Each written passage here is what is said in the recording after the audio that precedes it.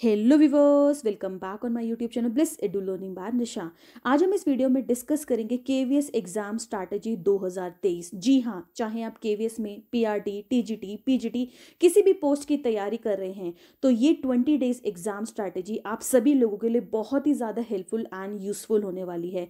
मेरी exam strategy क्या थी, मेरे एक्सपीरियंसेस कैसे मैंने इन बातों को फॉलो करके केवीएस पीजीटी इकोनॉमिक्स एग्जाम 2018 के पेपर को क्लियर किया। बिल्कुल practical and authentic and realistic steps जो आपको फॉलो करने चाहिए, जो आपको इस एग्जाम को क्रैक करने में हेल्प करेंगे, जिससे आप अपने सपने को पूरा कर पाएंगे। तो चलिए स्टार्ट करते हैं। देखिए, पहली स्ट्रैटेजीज क्या है, आपको डिसाइड करना पड़ेगा कि आप किस पोस्ट के लिए तैयार कर रहे हैं। देखिए, बहुत सारे लोगों की क्वेरीज थी कि मैम हमने एक साथ हमने पीआरटी, टीजीटी, पीजीटी भी भरा है। कुछ लोगों का कहना था हमने टीजीटी, पीजीटी भरा है, कुछ लोगों ने पीआरटी, पीजीटी भरा है, कुछ लोगों ने पीआरटी, टीजीटी भरा है। तो यानी बहुत सारे कैंडिडेट हैं जिन्होंने मल्टीपल पोस्ट के लिए फॉर्म भरे हैं। तो वो ये नहीं समझ पा रहे कि उनको किस पर ध्यान देना है, किस पर ध्यान नहीं देना है। तो वो पूछ रहे थे कि कैसे उनको मैनेज करें। तो देखिए, सबसे पहली चीज़ आपको डिसाइड करना पड़ेगा कि आप किस पोस्ट में ज़्यादा कंफर्टेबल फील करते हैं। आप अगर मान लीजिए पीजीटी के लिए तैयार कर रहे हैं, तो अगर आप मान लीजिए पीजीटी में आपके सब्जेक्ट की कमांड बहुत अच्छी है, तो आपको डिसाइड करना पड़ेगा बेसिकली आपका कौन सा एरिया बहुत ज़्यादा स्ट्रांग है, किस पोस्ट के लिए आपकी तैयारी ज़्यादा अच्छी है, किस में आप बेहतर कर सकते हैं, एंड मोस्ट इंपॉर्टेंट किस में आपका इंटरेस्ट बहुत ज़्यादा है। तो आपको स्पेसिफिकली आप सोचेंगे कि मैं एक टाइम पे पीआरटी भी तैयार कर लूँ, टीजीटी भी तैयार कर लूँ, पीजीटी भी तैयार कर लूँ, that is not possible, time बहुत कम है। तो अपनी पोस्ट डिसाइड करिए कि आप स्पेसिफिकली किस में बहुत बेहतरीन कर सकते हैं, किस में आप बहुत ज़्यादा अच्छे हैं। तो लिमिटेड टाइम है, बहुत सारी चीज़ों के पीछे भागोगे, कुछ ना कुछ रह जाएगा। तो यहाँ पर डिसाइड कर लीजिए कि पर्टिकुलर आपने क्या करना है। और देखिए, अगर आप पीजीटी की तैयारी कर रहे हैं तो टीजीटी में भी देखेंगे आप बहुत सारे एरियाज जो है वो कॉमन है, पीआरटी में भी बहुत सारे एरियाज क्या कॉमन है, सिर्फ ईवीएस तो अलग आ रही है, मैथमेटिक्स तो अलग आ रही है। तो आप क्या करिए, अगर आप पीजीटी की तैयारी कर रहे हैं तो नीचे के बाकी एग्जाम्स भी तो आपके साथ साथ तैयार हो रहे हैं, तो आपको इतना हौच पौच होने की जरूरत नहीं है। तो सबसे पहली चीज़, अगर आपने मल्टीपल फॉर्म भरे हैं तो आपको डिसाइड करना पड़ेगा कि आप किस में ज़्यादा बेहतर कर सकते हैं। 50 चीज़ों के पीछे आपने नहीं भागना है। नेक्स्ट स्ट्रैटेजी है टाइम टेबल बनाए प्रॉपर। देखिए, टाइम टेबल बनाना बहुत ज़रूरी है, आपके पास पूरा समय है। कई बार क्या होता है, हम बिना टाइम टेबल के पढ़ते रहते हैं, एक ही किताब को लेकर बैठे हुए 3-3 4-4 घंटे पढ़ रहे, बट आउटपुट नहीं निकलता। और बाद में हम देखते हैं हमने क्या पढ़ा, हमने कुछ पढ़ा ही नहीं, हमारा दिन ही प्रोडक्टिव नहीं रहा। तो प्रॉपर टाइम टेबल बनाइए, सुबह से लेकर शाम तक का एक प्रॉपर सिस्टमेटिक टाइम टेबल बनाइए कि आपने कितने घंटे पढ़ना है, कब से कब तक पढ़ना है, किसको कितना टाइम देना है। और हमेशा कोशिश करिए जो सब्जेक्ट आपका स्ट्रांग है उसको भूलना नहीं है। बच्चे गलती क्या करते हैं, सोचते हैं हमें तो आता है, उसको छोड़ देते हैं और फिर हम सिली मिस्टेक करके आते हैं। तो जो एरिया आपका स्ट्रांग है उसको भी धीरे धीरे रिवाइज करिए, लेकिन जो एरिया वीक है, जहां पर आप मार खा जाते हो, जिसकी वजह से कई बार आप इस एग्जाम को क्रैक नहीं कर पाए, उस एरिया पर ध्यान दीजिए, उस वीक एरिया पर फोकस कीजिए। ठीक है। तो टाइम टेबल इस टाइम पे बहुत ज़्यादा ज़रूरी है। और टाइम से आपको ये भी पता लगेगा कि आपका पूरा दिन प्रोडक्टिव कैसे रहा, आपने कितना पढ़ लिया है, कितने और ज़्यादा घंटे पढ़ने की ज़रूरत है। आपकी जो 20 दिन की स्ट्रैटेजी थी, क्या उतने टाइम में आप इसको पूरे सिलेबस को कवर कर पाएंगे, या आपको जितने टाइम आप पढ़ रहे थे उससे ज़्यादा टाइम बढ़ाने की ज़रूरत है। हो सकता है आपने जब फॉर्म फिल करा तो आप दिन में 3 से 4 घंटे पढ़ते हो, लेकिन अब आपको टाइम स्लॉट बढ़ाना पड़ेगा, हो सकता है 8-9 घंटे भी आपको पढ़ना पड़े। ये डिपेंड करता है, ज़रूरी नहीं है कि हर बंदा 8-9 घंटे पढ़े। डिपेंड करता है कि आपकी तैयारी कैसे है, डिपेंड करता है कि आपको आता कितना, डिपेंड करता है कि आपकी पढ़ने की कैपेसिटी कितनी है। ये भी डिपेंड करता है कि आप कितने कम समय में पढ़कर उस चीज़ को ग्रैस्प कर सकते हो।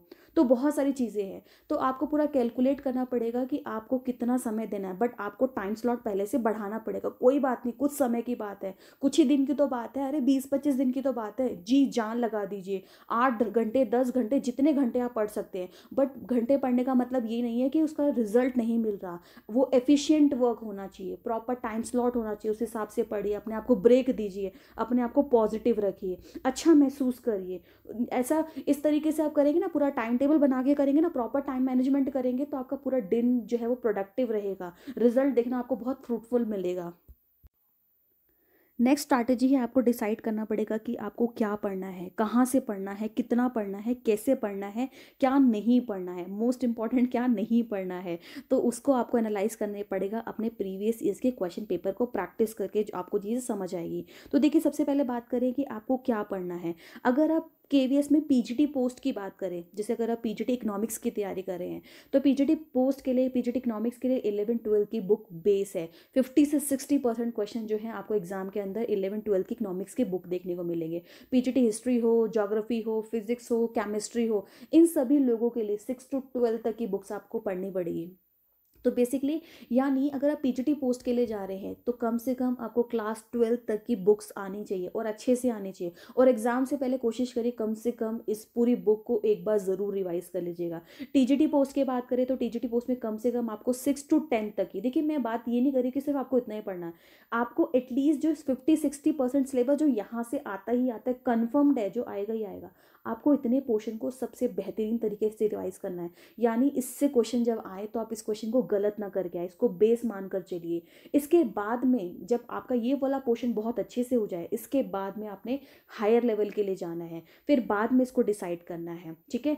एंड मोस्ट इंपॉर्टेंट देखिए, आप सब्जेक्ट पे तो ध्यान दे रहे हैं, जो पीजीटी वाले हैं या टीजीटी वाले हैं वो सब्जेक्ट को तो बहुत अच्छे से कर रहे हैं, लेकिन आपने जो सब्जेक्ट के अलावा बाकी पार्ट है जिसमें आपका जीके, करंट अफेयर्स, हिंदी हो गया, इंग्लिश हो गया, रीजनिंग हो गया, आपका कंप्यूटर हो गया, या फिर आपका पेडागोजी सेक्शन हो गया, इसको नहीं भूलना है।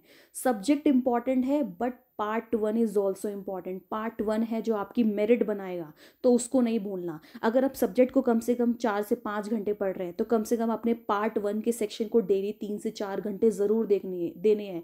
इसको इतने अच्छे से प्रैक्टिस करना है। लेकिन यहाँ पर देखिए आपको थोड़ा सा कैलकुलेटिव होना पड़ेगा। जैसे मान लीजिए मैं पार्ट 1 की बात करूँ तो पार्ट 1 में आपका जीके हो गया, करंट अफेयर्स आ गया। अगर मैं अपनी बात करूँ तो जीके और करंट अफेयर्स मैंने नहीं पढ़ा था। जीके में अगर मैं बात करूँ स्टैटिस्टिक जीके आता है, करंट अफेयर्स में से जनरली 2 से 3 क्वेश्चन आ जाते हैं, बाकी स्टैटिस्टिक जीके आते हैं। तो जैसे इसमें 4 सब्जेक्ट होते हैं, हिस्ट्री, ज्योग्राफी, सिविक्स और इकोनॉमिक्स। तो इकोनॉमिक्स आती थी मुझे, सिविक्स मेरा बहुत अच्छा था, तो मुझे पता था कि यार 4 पार्ट में से अगर 2 पार्ट आएंगे तो भी मैं कर लूँगी। करंट अफेयर्स में से भी एक आध जो है वो टकरा जाएगा, क्योंकि थोड़ा बहुत मैं जो है न्यूज़ देखती थी। तो मुझे पता था कि भाई देखो जीके में क्या है ना, इसमें आप कितना जीके एंड करंट अफेयर्स कितना भी पढ़ लो, कितना भी पढ़ लो, यू नेवर नो कहाँ से क्या आ जाए। तो मैं पर्सनली अगर बताऊं तो मैंने ये सेक्शन पे ध्यान नहीं दिया था। और देखिए आप सोचो कि आप सभी पार्ट को बहुत अच्छे से कर ले, दैट इज़ नॉट पॉसिबल। आपको थोड़ा कैलकुलेटिव होना पड़ेगा। आपको देखना पड़ेगा कि किस पे ज़्यादा ध्यान देना है, किस पे ध्यान नहीं देना, कौन सा पार्ट आपको छोड़ना पड़ेगा, किस पार्ट पे बहुत मेहनत करके भी आउटपुट नहीं मिलेगा। तो मैंने इस पार्ट को नहीं किया था। बात करें हिंदी, तो हिंदी सबका जनरली अच्छा ही होता है, 10 क्वेश्चन है और हिंदी बहुत स्कोरिंग सब्जेक्ट होता है, तो हिंदी को आप टाइम टू टाइम रिवाइज करिए। इंग्लिश की बात करें तो सेम, मैंने इंग्लिश में नहीं पढ़ा था। मुझे पता था इंग्लिश में 10 क्वेश्चन आएंगे तो 10 में से मेरे 5 होंगे, और इसमें भी सेम वही है, आप कितना भी ग्रामेटिकल पोर्शन कर लो कहीं ना कहीं आप चूक जाओगे। तो मैंने पर्सनली नहीं किया था। हो सकता है आपके लिए अलग हो, आपका ये वाला सेक्शन अच्छा हो, अगर जिनका अच्छा है वो उस पर ध्यान दे सकते हैं, ठीक है। इसके अलावा रीजनिंग की बात करें तो रीजनिंग की पहले वेटेज ज़्यादा थी, इस बार रीजनिंग की वेटेज कम है। 5 नंबर की रीजनिंग है बट स्कोरिंग होती है, फ्री के नंबर होते हैं, फुल में से फुल मार्क्स आते हैं। तो थोड़ा सा प्रीवियस के पेपर के बेस पे एनालाइज करोगे तो आप देखोगे सीरीज के क्वेश्चन या फिर वेन डायग्राम के क्वेश्चन, ब्लड रिलेशन हो गया, डायरेक्शन हो गया, साइलॉग्स हो गया, कुछ क्वेश्चंस ऐसे होते हैं जो रीजनिंग से आते ही आते हैं, तो आप इनको प्रैक्टिस जरूर करिए। बात करें कंप्यूटर की तो कंप्यूटर 5 नंबर की है बट बहुत स्कोरिंग है। कंप्यूटर के लिए ना आपको बेसिकली बहुत ज़्यादा मेहनत करने की ज़रूरत नहीं है। कंप्यूटर आप कभी किसी दिन 2 से 3 मैक्सिमम, मैं अगर बताऊँ, मैं अपनी बताऊँ, मैंने 4 घंटे में बैठ के कंप्यूटर का जितना सेक्शन है कवर कर लिया था। बहुत लिमिटेड है कंप्यूटर का क्वेश्चन, हिस्ट्री पूछ लेता है, generation of computer, types of computer, hardware क्या होते हैं, सॉफ्टवेयर क्या होता है, ईमेल से रिलेटेड, इंटरनेट से रिलेटेड। तो मतलब कुछ टॉपिक्स है जो लिमिटेड है और पता है उतने से में ही आएगा। तो इसके लिए आप थोड़ा सा कभी 3 से 4 घंटे बैठ के एक दिन आसानी से कर लो, इसके छोटे छोटे नोट्स बना लो, और उसके बाद जो है इसके बेस पे जितने भी क्वेश्चन रहते हैं, ऑनलाइन बहुत सारे क्वेश्चंस अवेलेबल है और वही क्वेश्चंस बार बार रिपीट होते हैं, उनको कर लो। फ्री के नंबर होते हैं, स्कोरिंग सब्जेक्ट होता है।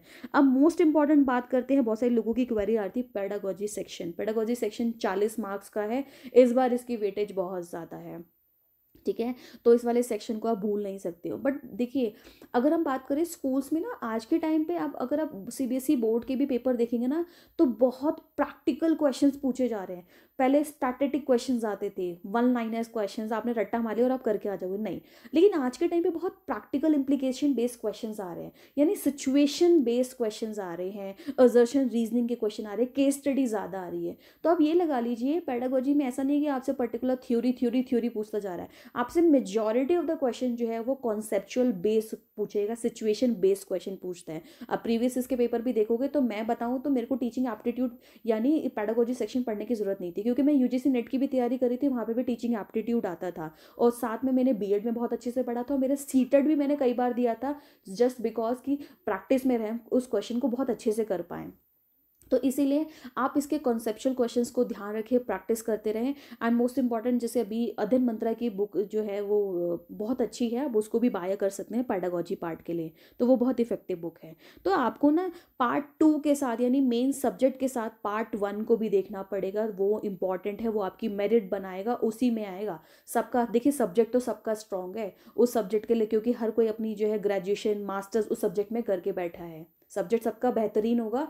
आपको पार्ट 1 को बहुत अच्छे से करना पड़ेगा ताकि आप मेरिट में आ पाओ, उन लोगों से छट के आगे आ पाओ, ठीक है। तो इस पर जरूर ध्यान दीजिएगा। नेक्स्ट है टाइमली रिवीजन, आपको टाइम टू टाइम रिवाइज करना है। देखिए कई बार क्या होता है, बच्चे सोचते हैं कि पहले पूरा सिलेबस कवर कर लेंगे फिर रिवाइज करेंगे, वो बहुत बड़ी गलती है। आपको क्या करना है, पढ़ाई के साथ साथ रिवीजन करनी है। मैं क्या करती थी, जब मैं अगर मान लीजिए मैंने उस दिन जो टॉपिक तैयार किया, जो टॉपिक मैंने पढ़ा है, उसी को मैं सेम डे पर रात में रिवाइज करने की कोशिश करती थी। आप जानते हैं सर्दी का मौसम है और आपको कोजीनेस फील होती है, बिस्तर में घुसते ही नींद आना शुरू हो जाती है, तो रात के टाइम जब आपको नींद आ रही है आप उस टाइम पे रिवाइज कर सकते हैं। रिवाइज करने जब बैठेंगे ना तो आपको रिकॉल करना पड़ेगा, और जब रिकॉल करेंगे तो दिमाग आपका बहुत ज़्यादा एक्टिव हो जाएगा, और जब दिमाग एक्टिव होगा ना और आपको आपको लगेगा कि यार आपको चीज़ याद हो रही है, आपको आ रही है, तो अभी आपको पॉजिटिविटी आएगी, आपका मोराल बूस्टअप होगा, आपकी सारी नींद भाग जाएगी, और सेम डे पर जब आप उस चीज़ को रिवाइज करते हो तो आप बहुत बेहतर तरीके से याद करते हो, और उसके बाद उसी चीज़ को आप कोशिश करिए चौथे पाँचवें दिन में रिवाइज करने की। यानी आपको लग रहेगा कि रिविजन करेगा तो टाइम वेस्ट होगा, ऐसा नहीं होता। आप कितना भी पढ़ लो किसी एग्जाम के लिए, लेकिन अगर आपके एग्जाम में रिविजन नहीं है तो आप रिकॉल नहीं कर पाओगे, आपको वो चीज़ याद नहीं रहेगी, आप मेमोराइज नहीं कर पाओगे।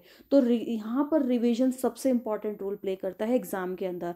तो मैंने उस चीज़ को बहुत बहुत बार रिवाइज की। मैंने नेट की तैयारी करी थी तो मेरा इकोनॉमिक्स वाला सेक्शन बहुत बहुत बार रिवाइज हो चुका था, तो मेरे लिए बहुत आसान हो गई थी चीज़ें, ठीक है।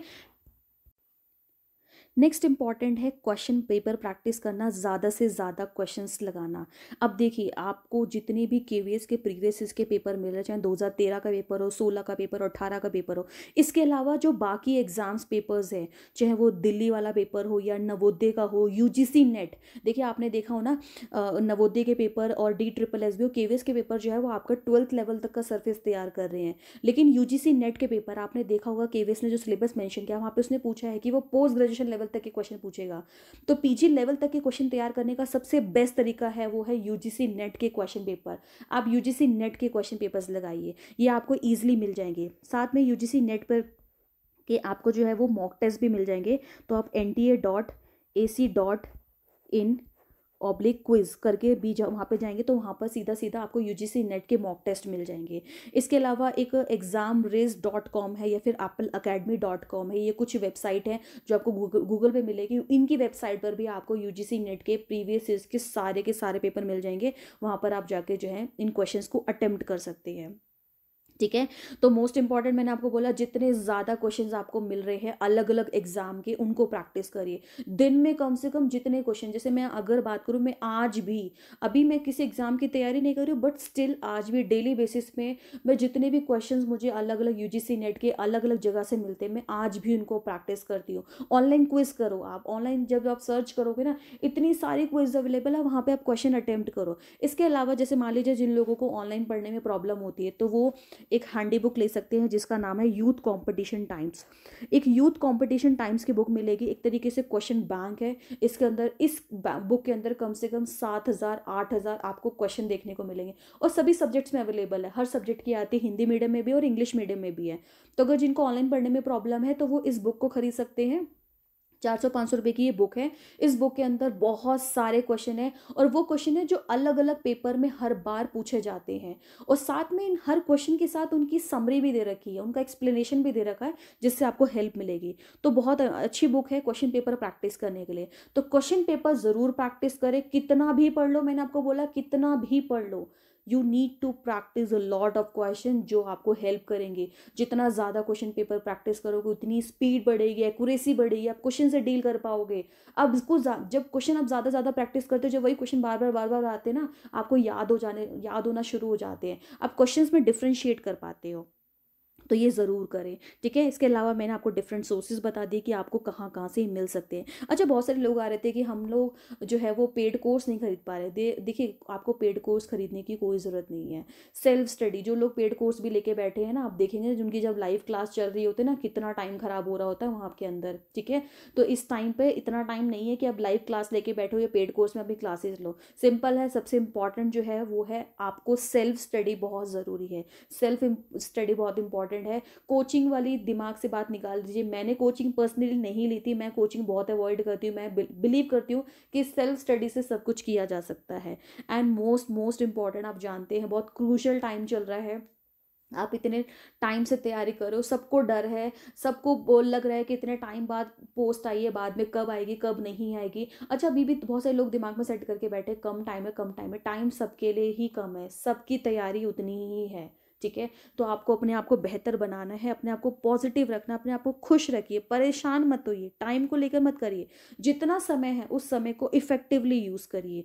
जो आता है उसको बेहतर तरीके से करिए, जो नहीं आता उसको छोड़ दिया। मोस्ट इंपॉर्टेंट, अपने आप को अभी बेकार चीज़ों से दूर रखिए। यूट्यूब पे बहुत सारी चीज़ें ऐसी हैं, अगर आपको जो रेलिवेंट लगता है उसको देखिए, जो नहीं लगता उसको छोड़ दीजिए। आप सिर्फ उन चैनल को सब्सक्राइब रखें जो आपको यूज़फुल लगते हैं, ताकि आपको बाकी चैनल की नोटिफिकेशन भी ना दिखे। तो अपने आप को अभी इस टाइम पर इतना पैक्ड कर लीजिए, अपने आप को उन चीज़ों के साथ, अपने सिलेबस के साथ, अपने एग्ज़ाम के साथ, अपने तैयारी के साथ इतने अच्छे से बांध लीजिए कि सिर्फ आपके सामने अभी ये है और आपको इतने दिन में इस चीज़ को जी जान लगा के करना है और इस बार के एग्ज़ाम को क्रैक करना ही करना है। तो आई होप आपको ये स्ट्रैटेजीज, मेरे एक्सपीरियंसेस पसंद आए होंगे। So do like, share and subscribe my channel and also press the bell icon button to get the notification of all my upcoming videos. Thanks for watching. जय हिंद, जय भारत।